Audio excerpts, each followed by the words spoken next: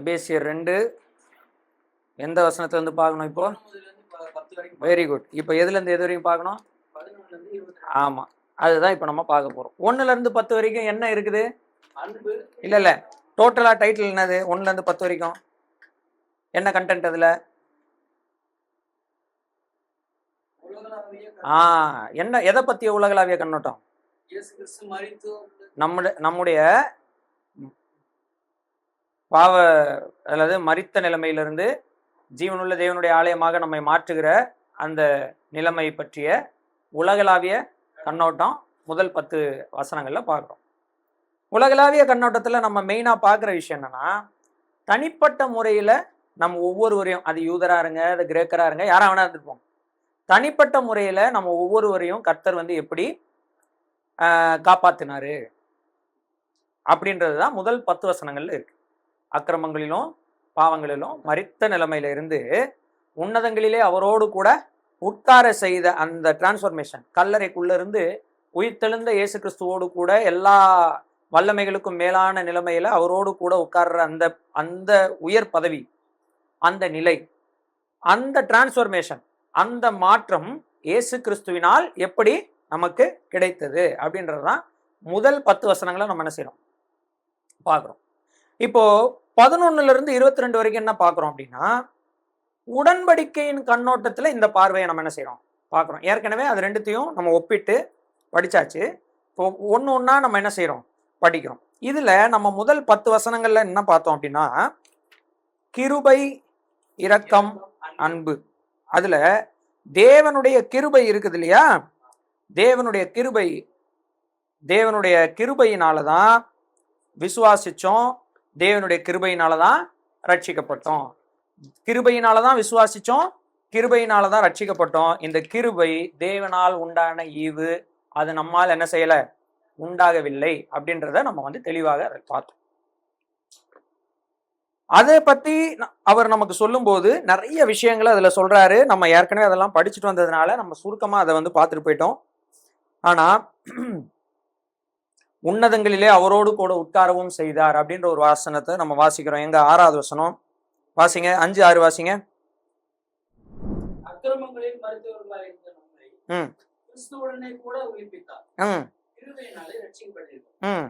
கிறிஸ்து இயேசுவுக்குள் அவர் நம்மிடத்தில் வைத்த தயவினாலே நம்முடைய கிருபையின் மகா மேன்மையான ஐஸ்வரியத்தை வருங்காலங்களில் விளங்க செய்வதற்காக கிறிஸ்து இயேசுவுக்குள் நம்மை அவருடைய கூட எழுப்பி உன்னதங்களிலே அவரோடு கூட உட்காரவும் செய்தார். உன்னதங்களிலே அவரோடு கூட செய்தார். இப்ப நீங்க முதல் அதிகாரத்துல இந்த கான்செப்ட முதல் அதிகாரத்துல எந்த வசனங்களோட எல்லாம் நம்ம ஒப்பிட முடியும்? முதல் அதிகாரத்துல இந்த ஐடியாவெல்லாம் நம்ம படிச்சுட்டு தான் 2வது அதிகாரத்துக்கு வரோம். இந்த கான்செப்ட நம்ம முதல் அதிகாரத்துல எதோடு ஒப்பிட முடியும்? என்னது 4வது வசனம்?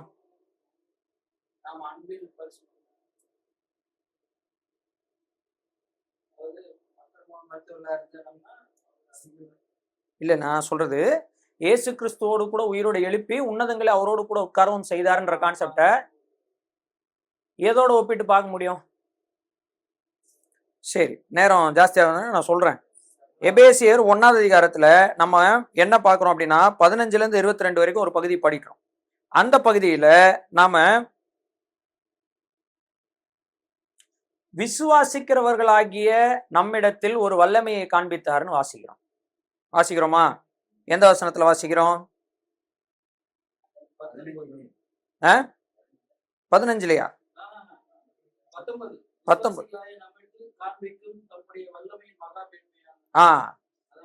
விசுவாசிக்கிறவர்களாகிய நம்மிடத்தில் காண்பிக்கக்கூடிய வல்லமை. அது என்ன வல்லமை? இயேசு கிறிஸ்துவை உயிரோடு எழுப்பும் போது தேவன் காட்டிய அதே வல்லமை போட்டிருக்கா?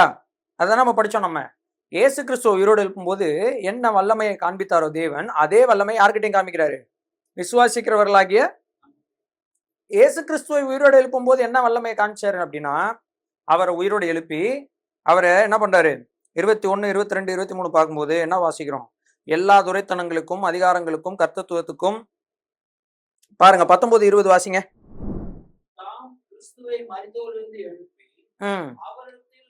வைத்த தமது பலத்த சத்துவத்தின் வல்லமையின்படியே. பாருங்க, கவனிங்க. அப்போ எபேசியர் 1வது அதிகாரம் 19, 20 இந்த இடத்துல எபேசியர் 2வது அதிகாரம் என்ன வசனம் 5ல இருந்து 7 வரைக்கும். ரைட். இப்போ எபேசியர் 1வது அதிகாரம் 19, 20 என்ன போட்டிருக்கு? கிறிஸ்துவை மரித்தோரிலிருந்து எழுப்பி அவரிடத்தில் நடப்பித்த தமது பலத்த. அப்போ இங்க கவனிங்க. அப்போ தேவன் என்ன பண்றாரு? தேவனுடைய வல்லமையை காட்டுறார். தேவனுடைய வல்லமை, தேவனுடைய வல்லமைய கிறிஸ்துவை மரித்தோரிலிருந்து எழுப்பி நடப்பிக்கிறார் இல்லையா? அப்போ இயேசு கிறிஸ்துவை மரித்தோரிலிருந்து எழுப்பி ஒரு வல்லமையை என்ன செய்யறாரு? தேவன் காட்டுகிறார். அது என்ன செய்கிறது? இயேசு கிறிஸ்துவ மரித்தோரிலிருந்து எழுப்பி எல்லா வல்லமை, துரைத்தனங்கள், கர்த்தத்துவங்கள், வல்லமைகள், அதிகாரங்கள் இம்மையில மாத்திரமல்ல மறுமையில் பேர் பெற்றிருக்கும் எல்லா அதிகாரத்துக்கும் நாமத்துக்கும் மேலான ஒரு இடத்தை இயேசு கிறிஸ்துவுக்கு கொடுத்திருக்கிறார். அப்போ எல்லாவற்றிற்கும் மேலான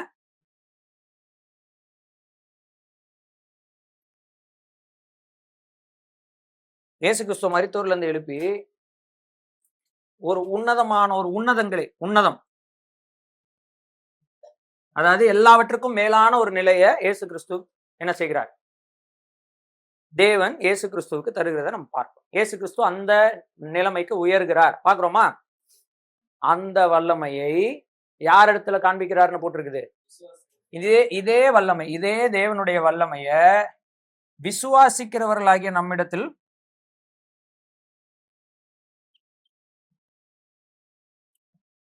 எல்லா மனுஷங்கள்ட்டையும் காமிக்கல. தேவன் யார்கிட்ட மட்டும் தான் காட்டுறாரு? விசுவாசிக்கிற இடத்துல. அந்த வசனம் எங்க போட்டிருக்கு? இப்பதான் வாசிங்க, 19வது வசனம் வாசிங்க.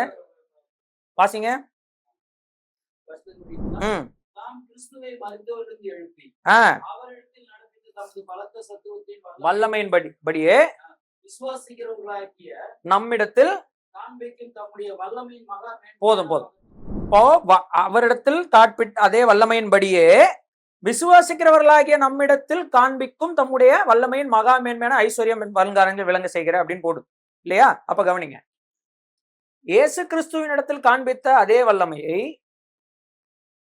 அதை எப்படி காண்பித்தாரோ அப்படியே விசுவாசிக்கிறவர்களிடத்திலும் தேவன் என்ன செய்கிறார்? காண்பிக்கிறார்னா என்ன அர்த்தம்?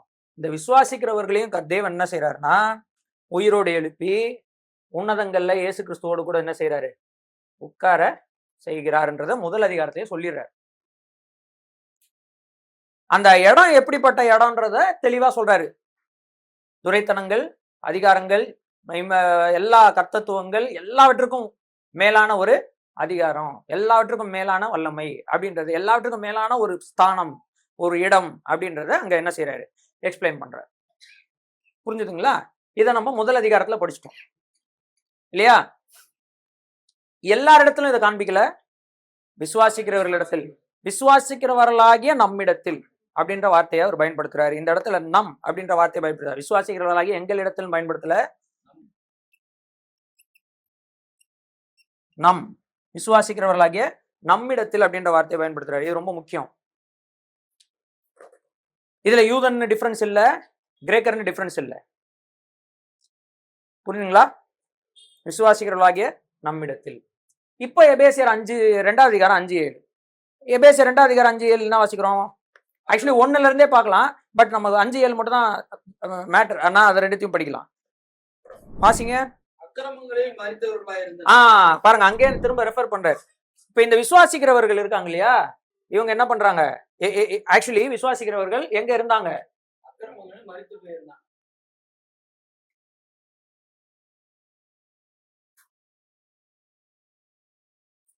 இவங்க என்ன இருந்தாங்க? மரித்து இருந்தாங்க. ஊதுபத்தி கூட வச்சிடலாம். சரிங்களா? அக்கிரமங்களில் மரித்தவர்களா இருந்தாங்க. சரியா? ரைட். நம்மை என்ன பண்ணாராம்? கிறிஸ்துவுடனே கூட உயிர்ப்பித்தார். யாரோடு கூட? கிறிஸ்துவோட கூட, தனியா இல்ல, அவரோட கூட இல்லையா? அப்பனா இங்கே யார் வரா? இயேசு கிறிஸ்துவனுடைய மரணம், அடக்கம், உயிர்த்தெழுதல். இந்த வாரம் வாரம் இந்த டயக்ராம் போறேனே, இது என்னன்னு தெரியுதா? என்னது? இது கல்லறை. கல்லறை. கல்லறை வந்து திறந்து இருக்குது, சரியா? அது ஞாபகம் வச்சுக்கோங்க. சோ இந்த விசுவாசிக்கிற மனிதர்கள் அக்கிரமங்கள்ல என்னவா இருக்கிறாங்க? இருந்தவங்க மரித்திருந்த நம்மை கிறிஸ்துவோடு கூட, தனியா இல்ல, கிறிஸ்துவோடு கூட உயிர்ப்பித்து என்ன பண்றாரு? கிருபையினாலே ரட்சிக்கப்பட்டீர்கள், நம்மை காப்பாற்றுகிறார். இப்படிதான் நம்ம என்ன செய்கிறார்? காப்பாற்றுகிறார். எண்டுல என்ன போட்டிருக்கு? அவரோட கூட ஒட்டாமல் செய்தார். அதான் அதுக்கு முன்னாடி உன்னதங்களிலே கிறிஸ்து அவரோடு கூட எழுப்பி, உன்னதங்களிலே அவரோட கூட போய் இயேசு கிறிஸ்துவோடு கூட எழுப்பி நம்மள எங்க உட்கார வச்சிருக்கிறாரு? உன்னதங்கள்.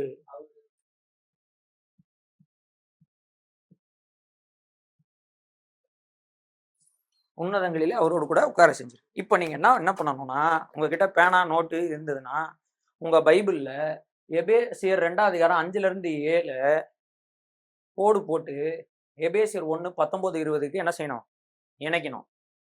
இணைச்சு இது ரெண்டுத்தையும் எதோட இணைக்கணும் தெரியுமா? அதையும் இப்ப நம்ம படிச்சுட்டு அதுக்கப்புறம் பண்ணலாம். இப்ப இது ரெண்டும் ஒண்ணு, ஒரே விஷயம் இல்லையா? இது ரெண்டும் ஒரே விஷயம், ஈக்குவல். எபேசியர் 1ல இதை பத்தி படிச்சுட்டு தான் என்ன செஞ்சிருக்கோம்? வந்திருக்கோம், 2க்கு வந்திருக்கோம். 2ல இந்த விலாவாரியா என்ன செய்யறாரு? எக்ஸ்பிளைன் பண்றாரு, ரைட்? இப்ப இது ரெண்டும் எப்படி, அதாவது இந்த எக்ஸ்பிளனேஷன் எப்படி நடந்ததுன்னு 2ஆம் அதிகாரத்துல சொல்றாருன்னா, நம்மில் வைத்த மிகுந்த அன்பினாலே, தேவனோ நம்மில் வைத்த தமது மிகுந்த அன்பினாலே அப்படின்னு சொல்றாரு. அதத்தான் பாஸ்கர் சொன்ன வசனத்தோட இணைக்கணும். எந்த வசனம்? 4வது வசனம், 1ஆம் அதிகாரம் 4வது வசனம். அன்பில் நம்மை தெரிந்து கொண்டார். எதுக்காக? நாம் பரிசுத்தம் உள்ளவர்களாகவும் குற்றமற்றவர்களாகவும் இருக்கும்படி அன்பில் தெரிந்து கொண்டார். அப்ப தேவனுடைய அன்பு தான் எல்லாவற்றுக்கும் மேல. தேவனுடைய அன்பு தான் எல்லாவற்றுக்கும் மேல. அப்ப இது எல்லாமே நடந்ததற்கு காரணம் என்ன? இது எல்லாமே நடந்ததுக்கு காரணம் யாருடைய அன்பு? தேவனுடைய. தேவனுடைய அன்பினால் தான் இது எல்லாம் என்ன செஞ்சிருக்கு? நடந்திருக்கு. இது எங்க? எபேசியர் 1:4. இது 2ஆம் அதிகாரத்துல எங்க பாக்குறோம்? அவர் நம்மில் வைத்த தமது மிகுந்த அன்பினாலே. எங்க வாசிக்கிறோம்? 4வது வசனம் இங்கிலீஷ்ல. தமிழ்ல 2:4. தமிழ்ல பாருங்க, 4 தானா? தமிழ். அப்போ 1:4, 2:4 ஈஸியா ஞாபகம் வச்சுக்கலாம் நீங்க, இல்லையா? இங்க 2:4, 1:4 ரெண்டுமே எதை காட்டுது? தேவனுடைய அன்பை காட்டுகிறது. அப்ப தேவனுடைய அன்பு தான் இது எல்லாத்துக்கும் என்னவா இருக்கு? காரணமாக இருக்கிறது. அப்ப தேவன் நம்மில் வைத்த மிகுந்த அன்பு, அந்த மிகுந்த அன்பை வர்ணிக்க முடியாம தான் பல வார்த்தைகளை போடுறார். இரக்கத்தில் ஐஸ்வர்யம், கிருபையின் மகா மேன்மையான மகத்துவம். இந்த வார்த்தைகள்லாம் வந்து விவரிக்க முடியாமல் போடக்கூடிய வார்த்தைகள். சொல்ல முடியாது, இதை சொல்லி விவரிச்சு முடியாது அப்படின்னு சொல்றதுக்காக சொல்ல கொடுக்குற வார்த்தைகள், சரிங்களா? அப்போ எபேசியர் எழுதின நிருபம் நம்ம முதல் 10 வசனங்களுக்குள் இருக்கக்கூடிய அந்த சம்பவம் ஏற்கனவே நம்ம எபேசியர் 1ஆம் அதிகாரம் 2 வசனங்களுக்குள்ள என்ன செஞ்சிருக்கிறோம்? படிச்சுட்டு தான் வந்திருக்கிறோம். அது விலாவாரியாக எபேசியர் 2ஆம் அதிகாரத்துல என்ன செய்யப்பட்டிருக்கு? சொல்லப்பட்டிருக்கு. இந்த விஷயம் இந்த உலகத்தில் இருக்கக்கூடிய விசுவாசிக்கிற ஒவ்வொருவருக்கும் என்ன செய்யும்? சாத்தியம். இயேசு கிறிஸ்துவினுடைய மரணம், அடக்கம், உயிர்த்தெழுதலை யார் யாரெல்லாம் விசுவாசிக்கிறாங்களோ அவங்க எல்லாருக்கும் இது சாத்தியம். இயேசு கிறிஸ்துவின் மரணம், அடக்கம், உயிர்த்தெழுதலை யாரெல்லாம் விசுவாசிக்கலையோ இந்த விஷயம் அவங்களுக்கு சாத்தியமே இல்லை. ஏன்னா இவங்க தனியா உயிரோடு எழும்பி இங்க போக முடியாது. ஒரே ஒருவர் மட்டும்தான் எழும்பி இங்க என்ன செஞ்சிருக்கிறார்? போயிருக்கிறார். ஒண்ணு அவர் கூட போகணும், இல்லைன்னா அவர் நம்மளை கூட்டிட்டு போகணும். கூட போனவங்க தான் கூட்டிட்டு போகப்படுவார்கள். கூட போகாதவங்க கூட்டிட்டு போகப்பட, அதாவது இயேசு கிறிஸ்துவோடு கூட சிலுவையில் அறையப்பட்டு இனி நான் அல்ல கிறிஸ்துவே எனக்குள் பிழைத்திருக்கிறார் என்று தங்களுடைய வாழ்க்கையை இயேசு கிறிஸ்துக்கு ஒப்பு கொடுத்து அவரோடு கூட மரித்து அடக்கம் பண்ணப்பட்டு உயிரோடு எழும்புறவங்க தான் அவரால் கூட்டிட்டு போகப்படுவார்கள். ஏன்னா இவங்க அவருக்குள் இருக்கிறவர்கள், இயேசு கிறிஸ்துவுக்குள்ள. மற்ற ஜனங்களுக்கு இந்த வாய்ப்பு என்ன செய்யாது?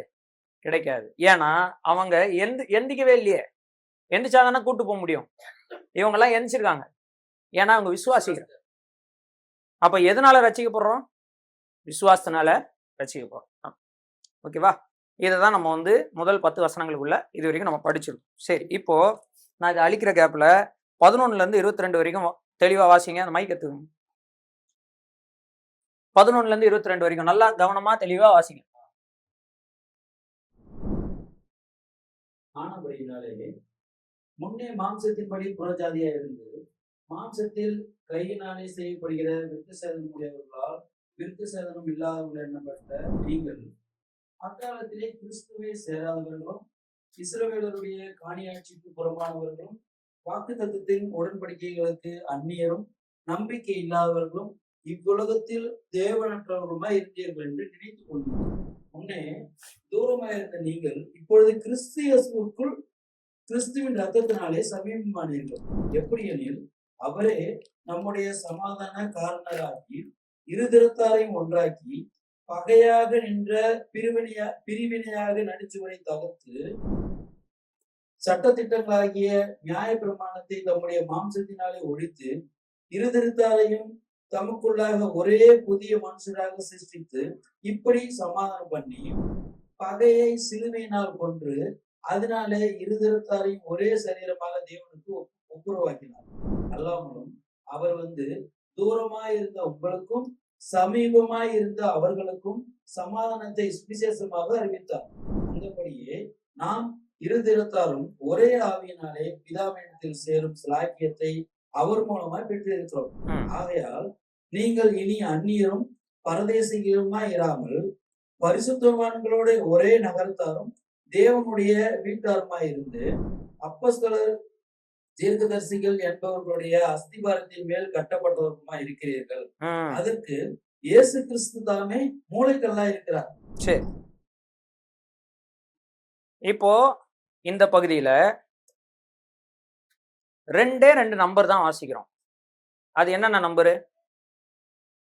2 நம்பர் தான் அங்க சொல்லப்பட்டிருக்கு. என்னென்ன நம்பர்? 1 1 இன்னொன்னு 2. இந்த 2 நம்பர் தான் அங்க சொல்லப்பட்டிருக்கு. சரியா? எடுத்த உடனே அவர் என்ன பண்ணிடுறாரு பாருங்க. இவ்வளவு நேரம் நாம் அப்படின்ற வார்த்தையை பயன்படுத்தினார் இல்லையா? 10 வசனம் வரைக்கும் நாங்கள், நாம், நம், விசுவாசிக்கிறவர்களாகிய நாம், நாம் அப்படித்தானே சொல்றாரு. இப்ப பாத்தீங்கன்னா என்ன பண்ணிடுறாரு? 11 வேற ஒரு அப்படியே ஷிஃப்ட் பண்றாரு. தனிப்பட்ட முறையில நம்ம எல்லாரும் தேவனுடைய பிள்ளைகளாக என்ன செய்யறோம்? எப்படி மாற்றப்பட்டோம், எப்படி ரட்சிக்கப்பட்டோம், எப்படி காப்பாற்றப்பட்டோம், எப்படி உன்னதங்கள் அவரோடு கூட உட்கார வைக்கப்பட்டோன்றதெல்லாம் இங்க சொல்லிடுறாரு. ஆனா அதுல ஒரு இக்கு வைக்கிறாரு. என்ன இக்கு வைக்கிறாருன்னா, அங்க சொல்றாரு ஏன் உன்னதங்களில் உட்கார செய்தார் அப்படின்றதுக்கு 2வது அதிகாரத்துல ஒரு ரீசன் சொல்றாரு. 7வது வசனத்துல பாருங்க, 2:7. 6 வாசிங்க அப்போ.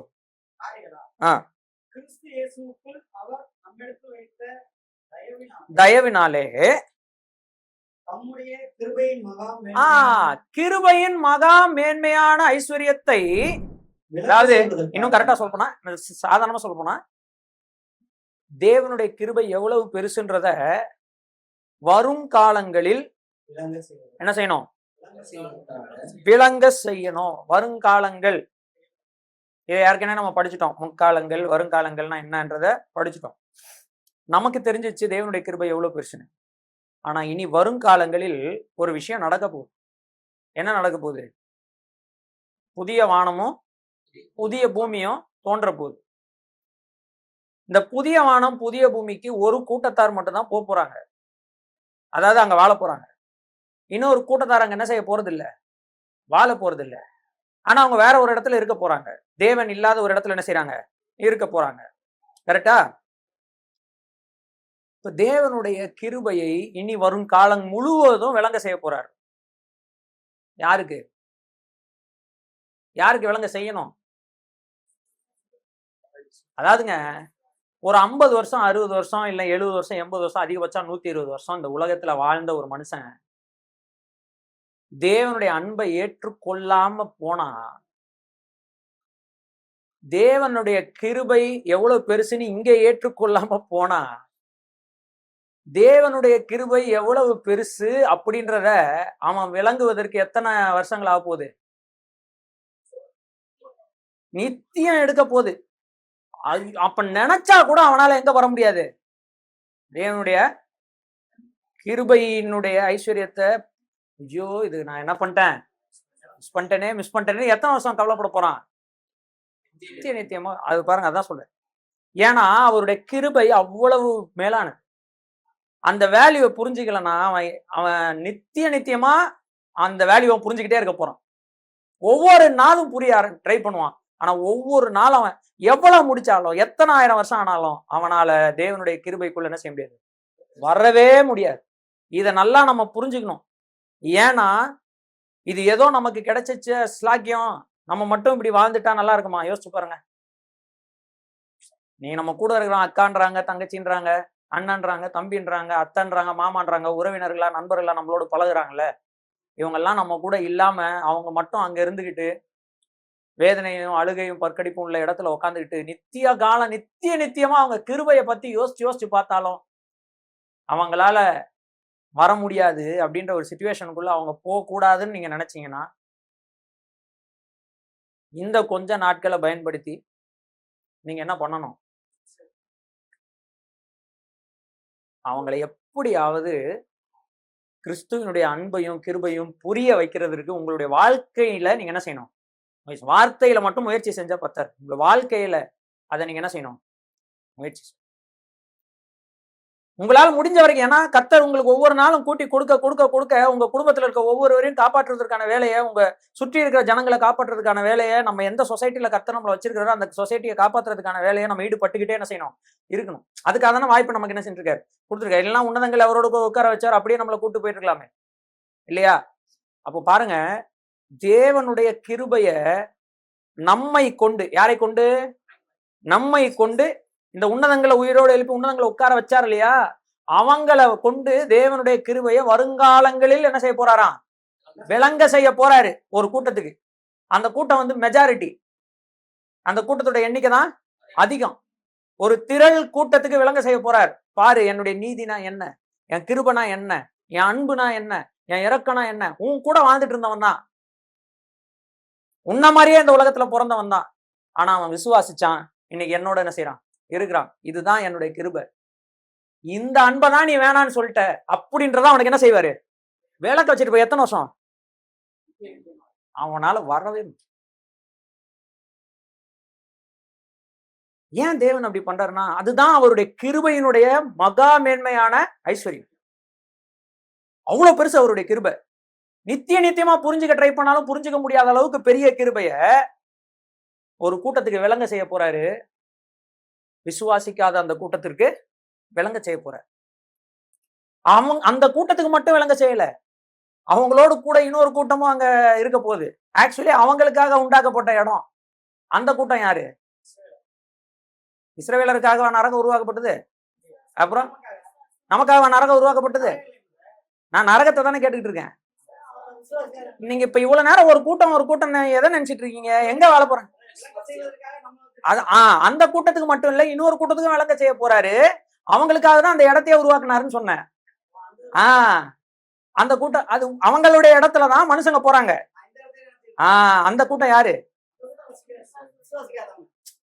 அதான் இவ்வளவு நேரம் பார்த்துட்டோம். இன்னொரு கூட்டம் இருக்குது, அவங்களுக்காக தான் அந்த இடம் ஆயத்தம் பண்ணப்பட்டது. மனுஷர்களுக்காக ஆயத்தம் பண்ணப்பட்டது நரகம். பிசாசுக்காகவும் அவனுடைய தூதருக்காகவும் ஆயக்கப்பட்ட இடத்துலதான் பிசாசை நம்புறவங்க, தேவனை மறுதளிக்கிறவங்க எங்க போறாங்க, அங்க போறாங்க.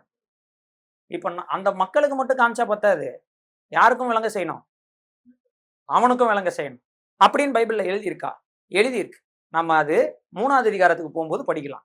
இப்ப 2வது அதிகாரத்துல இருக்கிறோம், அதனால 2வது அதிகாரத்துக்குள்ள மட்டும் என்ன செய்வோம், படிப்போம். விஷயம் இதுதான். அப்போ இந்த காரணத்திற்காக தான் தேவன் நம்ம என்ன செய்யறாரு, ஒரு கூட்டமாக சேர்க்கிறார். அந்த ஒரு கூட்டத்தை எப்படி உருவாக்கினார் என்பதுதான் 11வது வசனத்திலிருந்து 22வது வசனம் வரைக்கும். இந்த கூட்டம், இந்த உலகத்துல 2 நம்பர், நீங்கள், அவர்கள். இப்ப நம்ம இந்த தலைப்பு எப்படி எழுதிக்கலாம், நாம், அவர்கள். இந்த நாம் அப்படின்றது இன்னைக்கு சபை அல்லது விசுவாசிக்கிற கூட்டம். அவர்கள் அப்படின்றது இஸ்ரவேலர்கள் அல்லது யூதர்கள். சரிங்களா, புரிஞ்சுங்களா? ரைட்.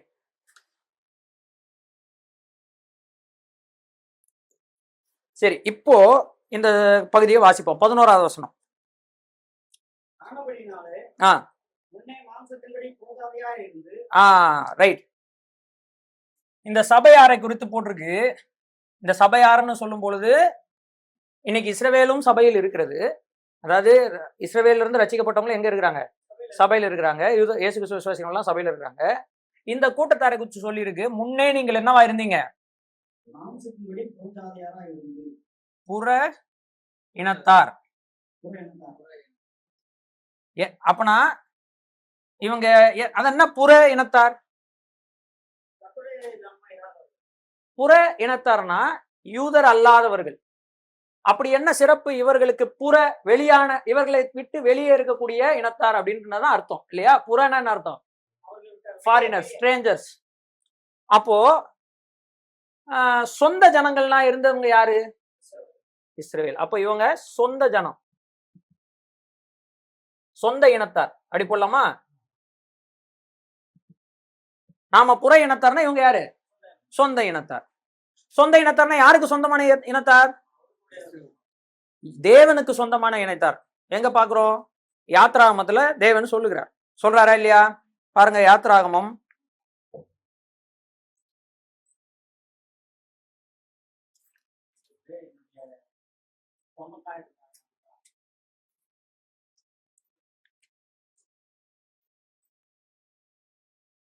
19வது அதிகாரம் 5வது வசனத்துல இருந்து வாசிங்க. இப்பொழுது நீங்கள் என் வாக்கை உள்ளபடி கேட்டு என் உடன்படிக்கையை கைக்கொள்வீர்களானால் சகல ஜனங்களிலும் நீங்களே எனக்கு என் சொந்த சொத்தாக நீங்கள் என்ன செய்வீங்க? இருப்பீர்கள். அப்போ தேவன் சொல்றாரு, சகல மற்ற ஜனங்களில் எல்லாற்றிலிருந்தும் நீங்க யாரா இருப்பீங்க? சொத்து. யாத்ராகமம் 19:5 எழுதிக்கோங்க. யாத்ராகமம் 19:5. யாத்ராகமம் 19:5 என்ன சொல்லுது? தேவன் சொல்றாரு, சில விஷயங்கள்லாம் சொல்றாரு. இந்த உடன்படிக்கையின்படி நீங்கள் நடந்தால் நீங்கள் எல்லாரும் யாராக இருப்பீர்கள்? என் சொந்த ஜனங்களாக இருப்பீர்கள். இங்க தேவன் என்ன பண்றாருன்னா ஒரு இக்கு வச்சுதான் சொல்றாரு. என்ன சொல்றாரு? யாருதான் சொந்த ஜனமா இருக்க முடியும்னு சொல்றாரு. யாரெல்லாம் அவருடைய உடன்படிக்கையை கை கொள்ளுகிறார்களோ, இது சும்மா போட்டிருக்கேன் 10 கட்டளைன்றதா மட்டும்தான் உடன்படிக்கை கிடையாது, மற்ற வசனங்களும் உடன்படிக்கை தான். பட் இருந்தாலும் ஒரு உங்களுடைய தோல் சுருள் படமா போட்டுருவோம். ஓகே, தோல் சுருள் போட்டுருவோம். உடன்படிக்கை. தேங்க்யூ. சரி, கவனிங்க. அப்போ சொந்த ஜனம் யார் மட்டும்தானா? யாரெல்லாம் அவருடைய, அதாவது இஸ்ரேல் ஜனங்கள் மட்டும்தான், மற்றவங்களை சொல்லலாரு. உடன்படிக்கையை கை கொள்ளுகிறார்களோ அவங்க யாராக இருப்பாங்களாம்? இங்க பிரச்சனை என்ன ஆயிடுச்சுன்னா, உடன்படிக்கைக்குள் இருக்கக்கூடியவர்கள் எல்லாரும் சொந்த சம்பத்து, சொந்த ஜனம். ஆனா உடன்படிக்கை கை கொள்ளணும்ன்றத ஒரு வார்த்தை அவர் சொல்றார். உடன்படிக்கை மீறி நடந்தா என்னென்ன விஷயங்கள் எல்லாம் தேவன் செய்வாரோ அதெல்லாம் செய்யறேன்னு சொல்றாரு, அதுபடி செஞ்சாரு. ஆனா இவங்க எல்லாருக்குள்ளயும் மைண்டுக்குள்ள ஒரு விஷயம் என்ன ஆயிடு போச்சு? நம்ம எப்படி இருந்தாலும் பரவாயில்ல, யாரா இருந்தாலும் பரவாயில்ல, நாம மட்டும்தான் தேவனுக்கு சொந்த ஜனம், மற்றவங்க எல்லாம் மனுஷங்களே கிடையாதுன்ற மாதிரி என்ன செய்யறாங்க? பார்த்தாங்க இல்லையா? ஆனா தேவன் அப்படி சொல்லல. இது நாம் மறுபடியும் சொல்லுவோம். தேவன் பழைய ஏற்பாட்டுல இஸ்ரவேலரே நீங்கள் அனைவரும் என்னுடைய சொந்த ஜனம், மற்றவங்க யாரும் என் ஜனம் கிடையாதுன்னு சொல்லல. நீங்கள் என் உடன்படிக்கையின்படி கை கொண்டு நடந்தால், அப்போ உடன்படிக்கைக்குள் வாக்குத்தத்தம், வாக்குத்தத்தத்திற்குள் இருக்கும் தேவ பிள்ளைகள் இல்லையா? ஏன்னா தேவன் உடன்படிக்கையோடு தான் வாக்குத்தத்தத்தை கொடுத்துட்டு வராரு ஆபிரகாம்கிட்ட இருந்து இல்லையா? அதாவது உடன்படிக்கையும் வாக்குத்தத்தமும் பின்னி பிணைஞ்சது. நீங்க வாக்குத்தத்தத்தை எடுத்துட்டீங்கன்னா உடன்படிக்கை ஒண்ணும் இல்லை, உடன்படிக்கை எடுத்துட்டீங்கன்னா வாக்குத்தத்தமும் ஒண்ணும் இல்லை. அப்போ தேவனுடைய வாக்குத்தத்தத்தின்படி தேவனுடைய உடன்படிக்கை, தேவனுடைய உடன்படிக்கையின்படி தேவனுடைய வாக்குத்தத்தம், இது ரெண்டும் என்ன சொல்லுவாங்க, அந்த ட்ரெயின் ட்ராக் மாதிரி. ஒன்னு எடுத்துட்டா ட்ரெயின் போகாதுன்ற மாதிரி ஒன்னு எடுத்துட்டா இஸ்ரேல் ஜனங்க கிடையாது. அப்போ தேவன் ஆபிரகாமுக்கு கொடுத்த வாக்குத்தத்தத்தின் அடிப்படையில ஒரு உடன்படிக்கையை ஏற்படுத்துறார் இந்த இஸ்ரேல் ஜனங்களோடு. அந்த உடன்படிக்கை கை கொண்டு நடக்கிற ஜனங்கள் எல்லாரும் சொந்த இனத்தாராக இருக்கிறார், தேவனுக்கு சொந்த ஜனமாக இருக்கிறார். சரி, இப்ப எபேசியருக்கு வந்துடலாம். சரி, ஃபர்ஸ்ட் அவங்க நம் சொல்ற நீங்கள் மாம்சத்தின்படி சாரி இப்போ அப்போ சொன்னாங்க பவுல் எபேசியர்ல சொல்லும்போது என்ன சொல்றாரு பாருங்க, நீங்கள் எதன்படி ஆனா நீங்க ஆக்சுவலி நீங்க அங்க வாசிச்சீங்கன்னா மாம்சத்தின்படி போட்டிருக்கா, மாம்சத்தின்படி. இது ரொம்ப முக்கியம். அப்ப ஏன் மாம்சத்தின்படி நீங்க புற இனத்தாரா இருந்தீங்கன்னு சொல்றாரு?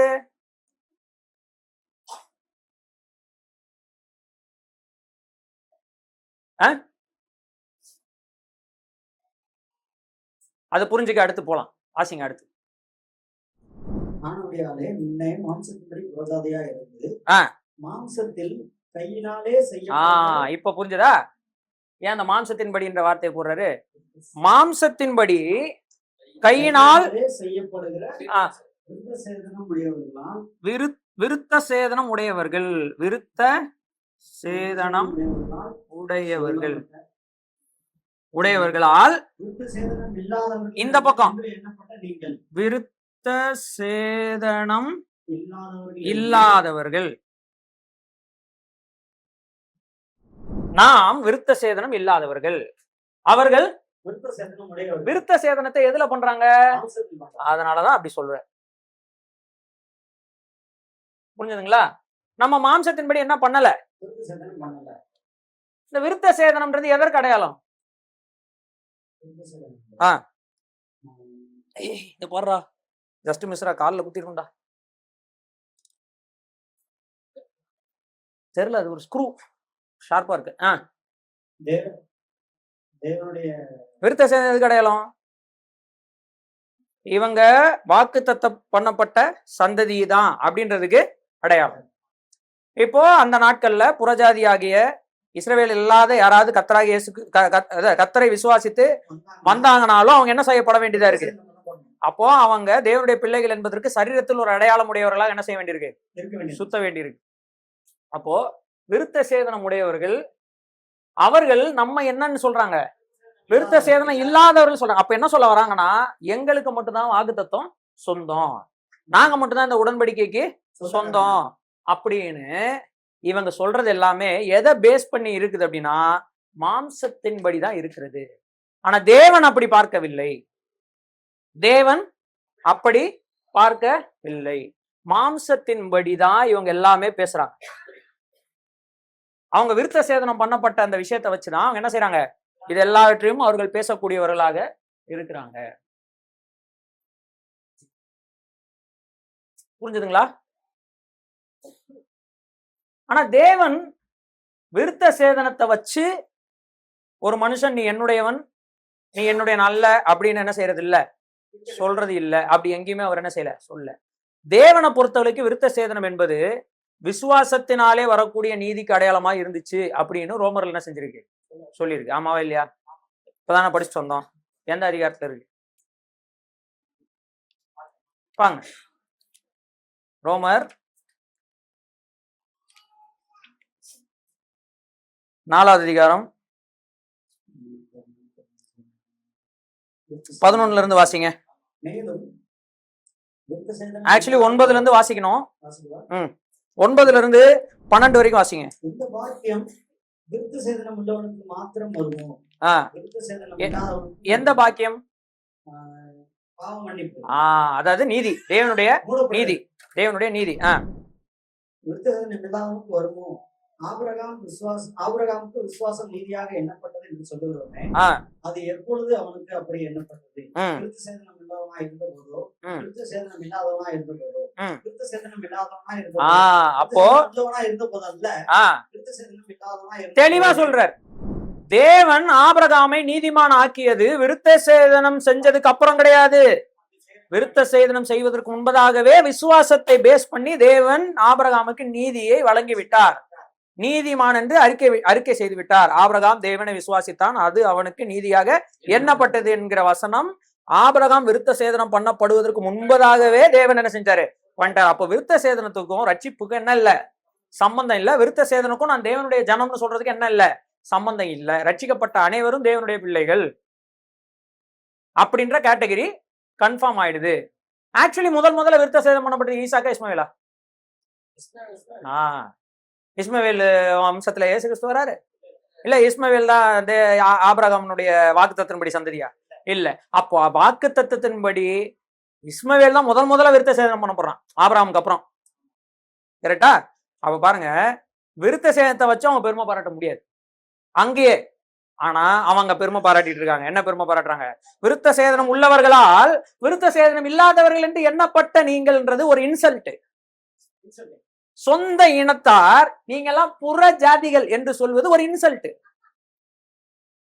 புரிஞ்சுதுங்களா? ஆனா தேவன் அவங்களுக்கு அப்படி சொல்லல. அங்க வாசிக்கிறோம், சொந்த ஜனம் எதன் அடிப்படையில? உடன்படிக்கை கை கொண்டால். உடன்படிக்கை எப்படி கை கொள்ள முடியும்? விசுவாசனாலதான் கை கொள்ள முடியும். விருத்த சேதனம் உடையவர்கள் அதனால நீங்க சொந்த ஜனமா? நோ. அது நீ மாம்சத்தின்படி பேசுகிறேன்னு அப்போஸ்தலனாகிய பவுல் இங்க சொல்ற. மாம்சத்தை வச்சுதான் அவங்க பேசுறாங்க எல்லாத்தையுமே.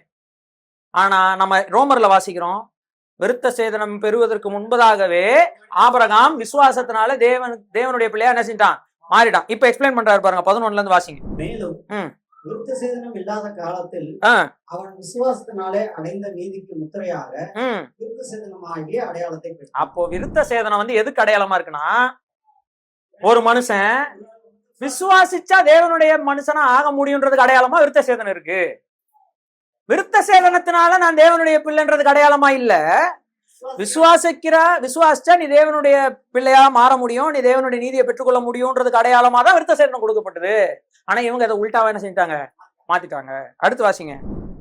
விருத்த சேதனம் இல்லாதவர்களாய் விசுவாசிக்கிற யாவருக்கும் நீதி எண்ணப்படும் பொருட்டாக அவர்களுக்கு அவன் தகப்பனாய் இருக்கும் படிக்கும்.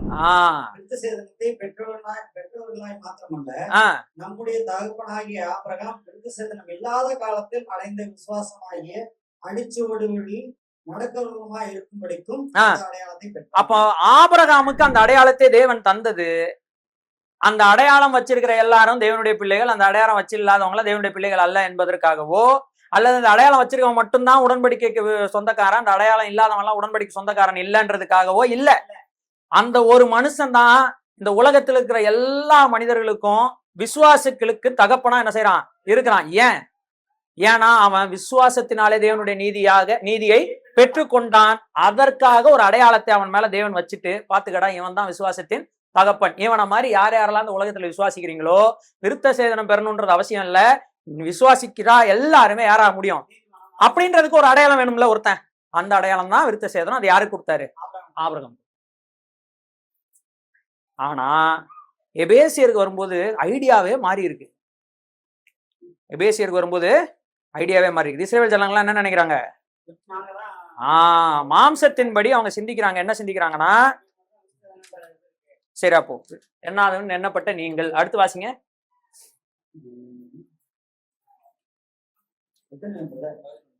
11 வாசிட்டீங்கல்ல? 11 வாசிட்டீங்க. அடுத்து வாசிங்க. அக்காலத்திலே கிறிஸ்துவை சேராதவர்களும் கிறிஸ்துவை காணியாட்சிக்கு புறம்பானவர்களும் வாக்குத்தத்தத்தின் உடன்படிக்கை. ரைட், ஒண்ணு பாப்போம். நீங்க அக்காலத்துல என்னவா இருந்தீங்க? கிறிஸ்துவை சேராதவர்கள். சபைனா இப்போ இருக்கிற நிலைமை இல்ல, இது முன்னாடி. கிறிஸ்துவை சேராதவர்கள். அதுக்கப்புறம் இஸ்ரவேலுடைய சொத்துக்கு புறம்பானவர்கள். உடன்படிக்கைக்கு அந்நியர். நம்பிக்கை இல்லாதவர்கள். ஐயோ இடம் இல்லையே. நம்பிக்கை இந்த உலகத்துல தேவன் இல்லாதவர்களுமா இருந்தது. தேவனற்றவர்கள். ஓகே, நான் சுருக்கமா எழுதிக்கிறேன், நீங்க எழுதிக்கோங்க தனித்தனியா. இது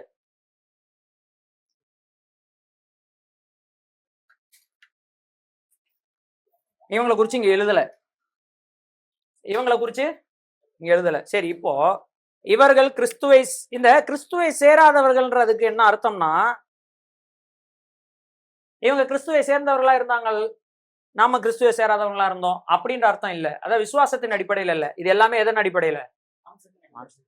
மாம்சத்தின் அடிப்படையில இவர்கள் கிறிஸ்துவோடு நெருக்கமானவர்கள். அப்படிதானே? எதன் அடிப்படையில?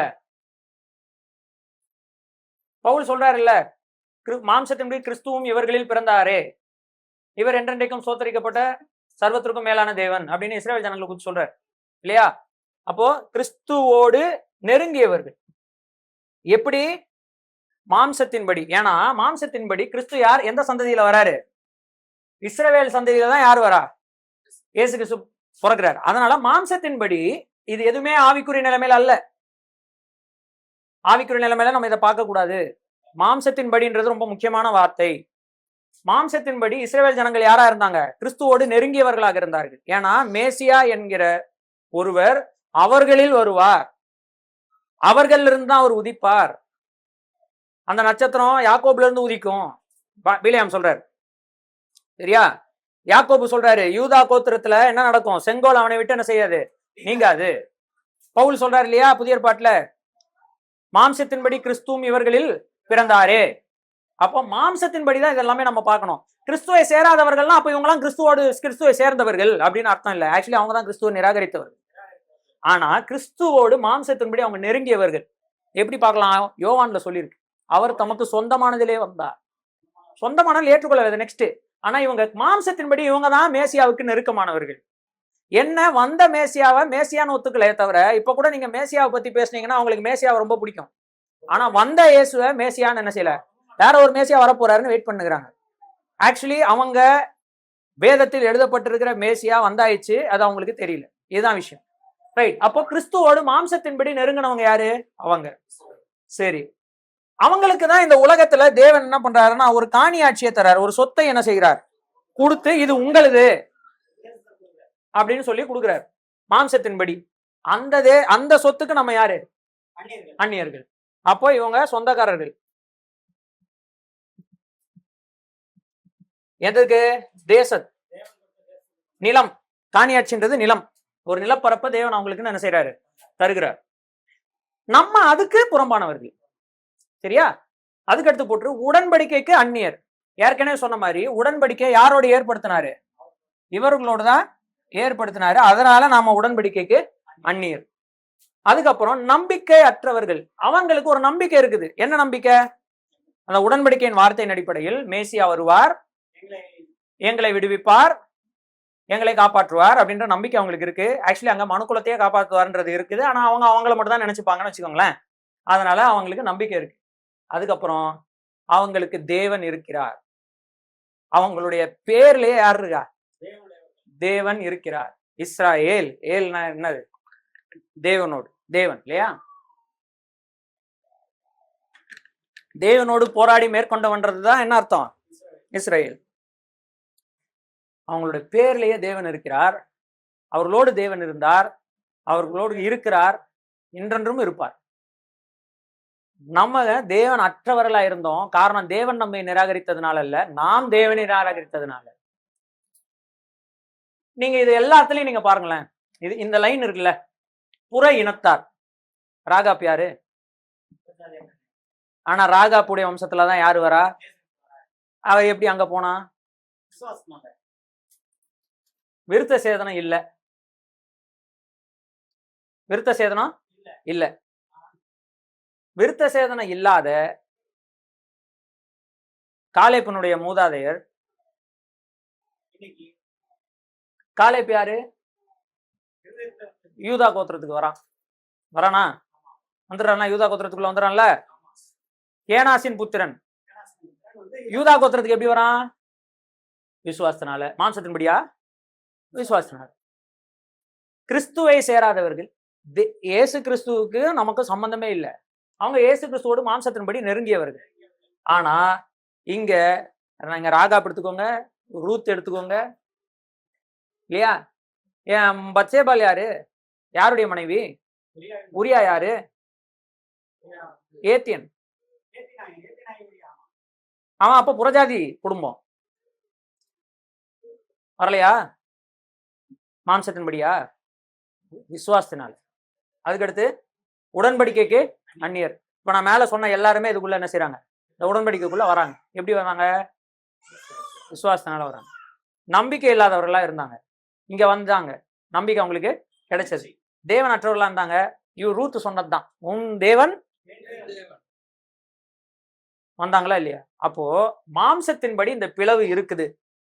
இந்த பிளவை சரி பண்றதுக்கு ஒரே ஒரு வழிதான் உண்டு. அது என்னது? விசுவாசம். விசுவாசம் மட்டும் இந்த இடத்துல இருந்து எடுத்துருங்களேன். இது 2 கூட்டமா தான் இருக்கும். இவங்க ஒருபோதும் என்ன செய்ய முடியாது, ஒன்று சேர முடியாது. ஏன்னா இவங்க கிட்டயும் விசுவாசம் இல்ல, இவங்க கிட்டயும் விசுவாசம் இல்ல. நீங்க அவங்க கிட்ட விசுவாசம் இருக்குதுன்னு நினைச்சிடக்கூடாது. அவங்க கிட்ட விசுவாசம் இருந்தா மத்தவங்களை அவன் புறந்தள்ள மாட்டான். அவங்க கிட்ட விசுவாசம் இருந்தா மத்தவனை ஏளனம் பண்ண மாட்டான். அவங்க கிட்ட விசுவாசம் இருந்தா அவன் எங்களுக்கு மட்டும் தான் கிறிஸ்துவ சொந்தம்னு சொல்ல மாட்டான். அவங்க கிட்ட விசுவாசம் இருந்தா நாங்க மட்டும்தான் இந்த பூமியை ஆளுவோம், நீங்கெல்லாம் யாரு, எங்களுக்கு அடிமைகள்னு சொல்ல மாட்டான். அவங்க கிட்ட விசுவாசம் இருந்தா உடன்படிக்கைக்கு வாங்கன்னு நம்மளை அழைப்பான். அவங்க கிட்ட விசுவாசம் இருந்தா நம்பிக்கையை தருவான். அவங்க கிட்ட விசுவாசம் இருந்தா நமக்கு தேவனை அறிமுகப்படுத்துவான். இது எதுவுமே அவன் செய்ய மாட்டேன்றான் அப்படின்னா அவன் இடத்துல என்ன இல்ல? விசுவாசம் இல்ல, சுயநலம் மட்டுமே இருக்கிறது. பிரியமானவர்களே, இன்னைக்கு நாம் அப்படி இருந்தோம்னா நாமும் சுயநலவாதிகள் தான். புரிஞ்சுக்கோங்க. நம்ம சுற்றி வாழ்ந்து கொண்டிருக்கிற ஜனங்கள் இன்னும் ஒரு 15 வருஷத்துக்கு நம்ம கையில இருப்பாங்க. அதுக்கப்புறம் ஒருவேளை அரசாங்கம் இந்த இடங்களை என்ன செய்யும்? இடித்து போடும், வேற வீடை கட்டும். அப்போ நீங்க எல்லாரும் என்ன பண்ணுவீங்கன்னா, எல்லாருக்கும் கொடுத்துருக்கிற அலாட்மெண்ட் படி எனக்கு தெரிஞ்சு அருகாமையில எங்க கட்டி வச்சிருக்கானா அங்கே என்ன செஞ்சிருவான்? நம்மள போட்டுருவான். அதுக்குள்ள இந்த ஜனங்களை நம்ம காப்பாத்தலைன்னா இந்த ஜனங்களுக்கு வேற வாய்ப்பு தெரியல. நம்மை கொண்டு நடக்கணும்னு ஆசைப்படுறவங்க செயல்படும். நம்மை கொண்டு நடக்க வேணாம், யாரை வேணாலும் கர்த்தர் வச்சு நடத்திக்கிட்டோம், நான் பாட்டுக்கு உண்டு, என் குடும்பம் உண்டு, என் வேலை உண்டு அப்படின்னு இருந்தா இந்த கூட்டத்தாருக்கும் நமக்கும் எந்த சம்பந்தம், எந்த டிஃபரன்ஸும் இல்லை. ஏன்னா தேவன் இவர்களை அழைச்சார் இல்லையா? அங்க அழைக்கும் போது சொல்றாரு, நீ எண்ணிக்கையில் பெரியவனா இருக்கிறபடினாலே நான் உன்மேல் அன்பு கூறவில்லை, நான் உன்மேல் கிருபையாய் இருக்கிறபடினால உன் மேல என்ன செஞ்சேன்? அன்பு கூர்ந்தேன். இத முதல்ல ஞாபகம் வச்சுக்கோ. நீ போகிற இடங்கள்ல அடிமைகளாக இருந்த தேசத்தார்கிட்ட நீ எப்படி கஷ்டப்பட்டியோ அந்த மாதிரி உன்னுடைய ஜனங்களை நீ என்ன செய்யக்கூடாது? கஷ்டப்படுத்தக்கூடாது, நடத்தக்கூடாது. நீ அடிமைத்தனத்திலிருந்து வந்தவன்றது எப்பவுமே ஞாபகம் வச்சுக்கோன்னு சொன்னாரு. யார்கிட்ட? இந்த ஜனங்கள்கிட்ட சொன்னாரு. இவங்க அப்படியா நடந்துக்கிட்டாங்க? இவங்க அப்படி நடந்துக்கிட்டாங்களா? இல்ல. அப்போ இந்த ஜனங்களுக்கும் நமக்கும் டிஃபரன்ஸ் விசுவாசம் என்கிற அந்த வார்த்தையில தான் என்ன செய்யுது? வருது. உண்மையான இஸ்ரவேலராய் இந்த உலகத்தில் அவதாரமாக வந்த கர்த்தராகிய இயேசு கிறிஸ்து ஆக்சுவலி பாத்தீங்கன்னா இது எதையுமே செய்யல. இது எதையுமே செய்யல. அவர் எல்லாரையும் ஏற்றுக்கொண்டாரு, எல்லாரையும் அரவணைச்சாரு, தேவனை அறிமுகப்படுத்தினாரு, நம்பிக்கையை தந்தாரு, விருத்த சேதனம் உள்ளவனாயிரு, உள்ளவனா இல்லையா நோ ப்ராப்ளம், நான் மேசியா உனக்கும் சொந்தம் அப்படின்றது என்ன செய்தாரு? சொன்னாரு. மனிதர்கள் எல்லாரோடும் கூட தன்னுடைய ரத்தத்தினாலே ஒரு உடன்படிக்கை என்ன செஞ்சிருக்கிறாரு? ஏற்படுத்தி இன்றைக்கு அந்த உடன்படிக்கை கீழே ஒட்டுமொத்த உலகத்தையும் கொண்டு வருவதற்கான வேலையை அவர் செய்தாரு. அவர் தான் உண்மையான இஸ்ரவேல். அதை செய்யறதுக்கு தான் அவங்களை அழைச்சாரு. அவங்க அதை செய்யல. அதனால அவர்களில் தோன்றிய மேசியா அதை செய்து காட்டினார். இப்ப நாம சபையாராக இருக்கிற நாம, இப்படி இவர்களால் ஏளனமாக பார்க்கப்பட்ட நாம, மாம்சத்தின்படி ட்ரீட் பண்ணப்பட்ட நாம, இன்றைக்கு மாம்சத்தின்படி வாழ்கிறவர்களாக இருந்தோம்னா நாமளும் இதே மாதிரிதான் வாழ்வோம். எத்தனை பேர் நம்ம ஏளனமாக அவிசுவாசிகளை பார்க்கக்கூடியவர்களாக இருக்கிறோம்? முட்டாளுங்க, தேவன் அறியாதவங்க. இந்த மாதிரி பேச்செல்லாம் கேள்விப்பட்டிருக்கீங்கல்ல? என்ன நமக்கு அவங்களுக்கு என்னங்க டிஃபரன்ஸ்? கிருபையினாலே விசுவாசத்தை கொண்டு ரட்சிக்கப்பட்டிருக்கோம். தேவனுடைய கிருபை மட்டும் இல்லைன்னா ஒன்னும் இல்லை. நம்ம ஞாபகம் வச்சுக்கணும். என்ன ஞாபகம் வச்சுக்கணும்னா, பவுல் தேவன் இஸ்ரேல் ஜனங்களுக்கு எப்படி ஞாபகப்படுத்தினாரு? நீ அடிமைத்தனத்துல இருந்தவன்றதை எப்பவுமே ஞாபகம் வச்சுக்கோன்ற மாதிரி, மாம்சத்தின்படி நீ ஒரு காலத்துல எங்களால ஏளனமாக பார்க்கப்பட்டவர்கள் நீங்கள், நாங்கள் உங்களை ஏளனமாய் பார்த்தோம், உங்ககிட்ட ஒண்ணுமே இல்ல. அதை நீ எப்போ மைண்ட்ல என்ன செஞ்சுக்க. ஏன்னா அது ஞாபகம் இருந்தா, அது எங்கிருந்து காப்பாற்றப்பட்டோம் என்கிறது ஞாபகம் இருந்தாதான் நாம அங்க இருக்கிறவர்களை காப்பாற்ற செல்வோம்.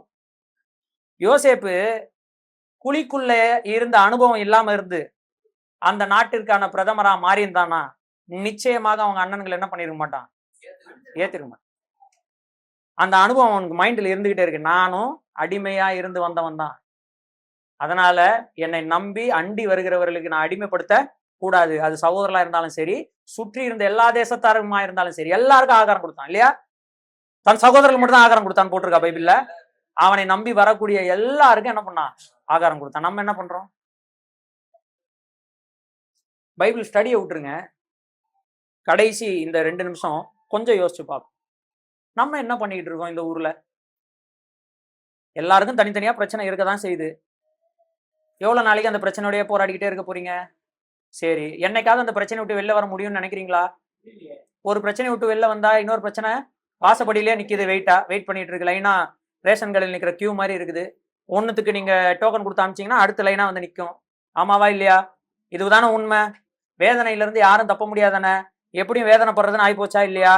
அப்படி இருக்கும்போது இந்த வேதனையில இருந்து எப்படி வெளிவருது என்பதையே ஃபோக்கஸ் பண்ணிட்டு இல்லாம, வேதனையில உண்மையா தவிச்சுக்கிட்டு இருக்கிற மக்களுக்கு, நம்பிக்கையற்ற மக்களுக்கு, கிறிஸ்து இல்லாத மக்களுக்கு, புறம்பான மக்களுக்கு, அந்நியராய் இருக்கிற மக்களுக்கு, தேவனற்றவர்களாய் இருக்கிற மக்களுக்கு இந்த தேவனை சொல்றது யாரு வேலை? இந்த நம்பிக்கையற்ற உலகத்தில், தேவனற்ற உலகத்தில், விசுவாசம் இல்லாத உலகத்தில், மாம்சத்தின்படியே எல்லாத்தையும் பார்க்கிற உலகத்தில் அப்படியே ஆப்போசிட்டான ஒரு வாழ்க்கையை வாழ்ந்து இந்த ஜனங்களிடத்துல இப்படியும் ஒரு வாழ்க்கை வாழ முடியும்ன்றத காட்டுகிறது யாருடைய வேலை? நம்முடைய வேலை. அதை நம்ம செய்யாம இங்க உக்காந்துக்கிட்டு சின்ன சின்ன பிரச்சனைகள். ஆக்சுவலி ஏன் நான் சின்ன சின்ன பிரச்சனைகள்ன்ற வார்த்தை பயன்படுத்துறேன் தெரியுமா? எல்லா பிரச்சனையுமே தேவனுக்கு முன்னாடி என்னதுதான், அதனாலதான் அப்படி பயன்படுத்துறேன். நான் சின்ன சின்ன பிரச்சனை உடனே ஆமா இவருக்கு சின்ன சின்னதா இருக்கும் போலதுன்னு நினைச்சிடாதீங்க. பிரச்சனைன்றது சின்னதா இருந்தாலும் பெருசா இருந்தாலும் பிரச்சனை தான்.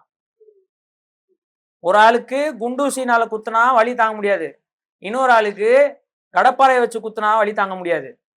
கடப்பாறையை வச்சு குத்துற ஆளுக்கு குண்டூசியை வச்சு குத்துனா வலி தாங்கிட முடியும். அப்படின்றதுனால குண்டூசியை வச்சு குத்துறது சின்ன பிரச்சனை ஆயிடாது.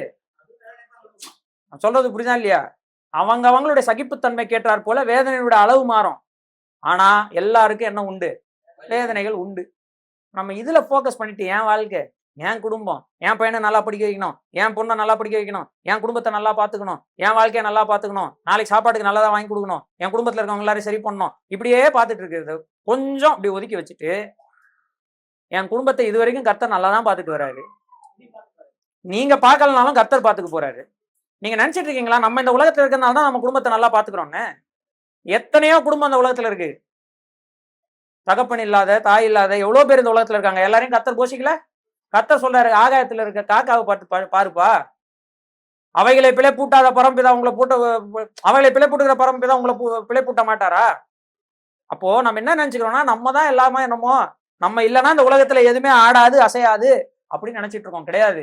நீங்க செத்து போயிட்டீங்கன்னு வச்சுக்கீங்களேன், நான் செத்து போயிட்டேன்னு வச்சுக்கீங்களேன், அதிகபட்சமா யாக்கோபுக்கு துக்கம் கொண்டாடின மாதிரி ஒரு 60 நாள் கொண்டாடுவாங்க. அதுக்கப்புறம் துக்கம் கொண்டாடி இருந்தா அடுத்த வேளை சாப்பாடு சாப்பிட முடியாது. துக்கம் கொண்டாட வந்த எல்லா கூட்டமும் என்ன பண்ணிடும்? அவங்க வேலையை பார்த்து போயிடுவாங்க. சரி, அப்ப என் குடும்பம் என்ன பண்ணும்? கர்த்தர் பார்த்துக்க போறாரு, அவ்வளவுதான். இதான் நடக்க போகுது. ஆமாவா இல்லையா? இதான் நடக்க போகுது. அப்படி இருக்கும்போது இந்த உண்மையெல்லாம் தெரிஞ்சிருக்கிற நாம இருக்கிற வாழ்நாட்களை எதற்காக பயன்படுத்தணும்? ஐயோ, என்றென்றைக்குமா உட்கார்ந்து அந்த நரக வேதனையை அனுபவித்துக் கொண்டு தேவனுடைய கிருபையை பார்த்து பார்த்து ஒரு சொட்டு தண்ணீர் நினைச்சு கொண்டு வந்து தரமாட்டானான்னு வேதனைப்படக்கூடிய அவல நிலைக்கு என் குடும்பம் போயிடக்கூடாது, என் பிள்ளைங்க போயிடக்கூடாது, என் உறவினர் போயிடக்கூடாது, என் நண்பர்கள் போயிடக்கூடாது, என்னை சுற்றி வாழ்கிற எந்த ஜனமும் அப்படி என்ன செஞ்சிடக்கூடாது, போயிடக்கூடாது என்கிற ஆசை உள்ளவர்கள் தான் யாருன்னா விசுவாசத்தினால் வாழ்க்கையை வாழ்கிறவர்கள். மற்றவர்கள் எல்லாம் மாம்சத்தின்படிதான் வாழ்கிறவர். இப்ப நம்ம ஏளனமா அவங்க பார்த்தாங்கன்னு சொல்லும்போது நமக்கு எவ்வளவு வலிக்குது. நம்ம அதையே செய்யலாமா? இப்ப சபை எதுக்காக தேவன் இந்த பூமியில வச்சிருக்கிறாருன்னா வேற ஒரு விஷயத்தை செய்வதற்காக வச்சிருக்காரு. தொடர்ந்து பார்ப்போம். 11வது வசனத்துல இருந்து பார்ப்போம். இப்ப எத்தனை வசனம் படிச்சிருக்கிறோம்? 11 இருந்து 13 வரைக்கும் வாசிச்சிருக்கிறோம். இதுதான் நம்முடைய நிலைமை முன்னாடி. ஆக்சுவலி நீங்க நல்லா கவனிச்சு பாத்தீங்கன்னா இவங்களுக்கும் இதே நிலைமை தான். ஆனா அவங்க பெருமை மட்டும் பாராட்டிட்டு இருக்காங்க. அவ்வளவுதான் டிஃபரன்ஸ். ஸோ மாம்சத்தின் படின்ற வார்த்தை ரொம்ப இம்பார்ட்டன்ட். இந்த வார்த்தை இல்லாம நீங்க பாத்தீங்கன்னா வேற மாதிரி மீனிங் எடுக்கலாம். சரிங்களா? ஸோ எபேசியர்கள் நிருபம் 2வது அதிகாரம் படிச்சுட்டு இருக்கோம். தனிப்பட்ட முறையில தேவன் நம்மை எப்படி காப்பாற்றினார்ன்றதை போன வாரம் பார்த்தோம். இப்பொழுது சபையாக நம்மை எப்படி தேவன் காப்பாற்றி, எப்படி இருதரத்தாரையும் ஒன்றாக்கினார், எப்படி சமாதானம் செய்தார்ன்ற போன்ற விஷயங்களை படிச்சுக்கிட்டு வரோம். அதுல சில விஷயங்கள் நம்மை குறித்து நம்ம சிந்திச்சு கொண்டிருந்தோம். கர்த்தருக்கு சித்தமானா வரக்கூடிய வாரத்துல இன்னும் அதிகமாக அதை குறித்து நம்ம படிக்கலாம்.